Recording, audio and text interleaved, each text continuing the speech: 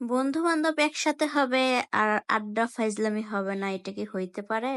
হ্যাঁ, যে দৃশ্যটা দেখেছেন এটাই হচ্ছে বন্ধুদের মাঝে সবচেয়ে বড়, সুন্দর এবং মিষ্টি একটা মুহূর্ত কাটানো দুই ফ্রেন্ডের মধ্যে যা দেখলেন। গতকালকে আমরা গিয়েছিলাম আমাদের গাজীপুরে রেড চিলিতে।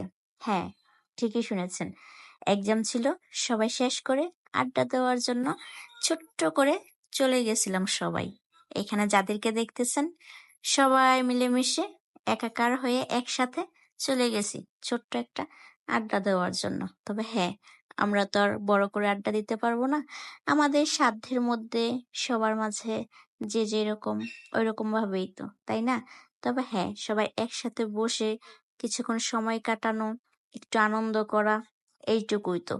তার তো বেশি কিছু না, তার চেয়ে বেশি কিছু সম্ভবও না। হয়তো এটাই আমাদের লাস্ট, কারণ হচ্ছে ফাইনাল ইয়ার চলছে। পরবর্তীতে কে কোথায় থাকবো না থাকবো, এইভাবে একসাথে হতে পারবো কিনা তার কিন্তু কোন গ্যারান্টি নাই।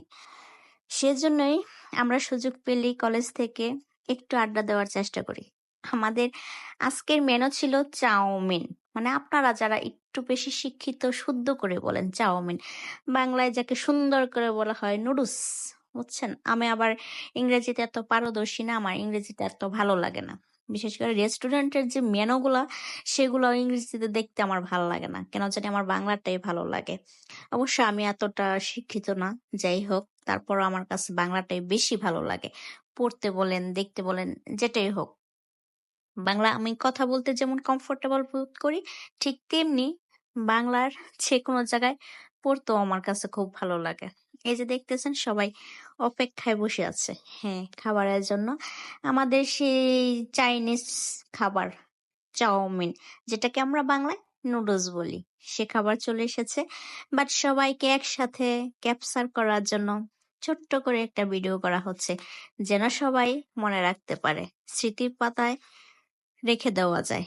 কারণ আর কখনো এরকম ভাবে আড্ডা দেওয়া হবে কিনা সেটা তো আর জানা নেই, কারণ ভার্সিটি থেকে বেরিয়ে গেলে তারপর আর সবার সাথে ওইরকম ভাবে কোনো যোগাযোগ থাকে না।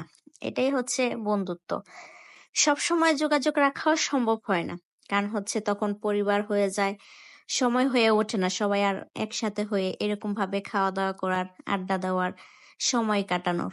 সেজন্য যতটুকু সময় পেয়েছি আলহামদুলিল্লাহ ধরে রাখার চেষ্টা করেছি।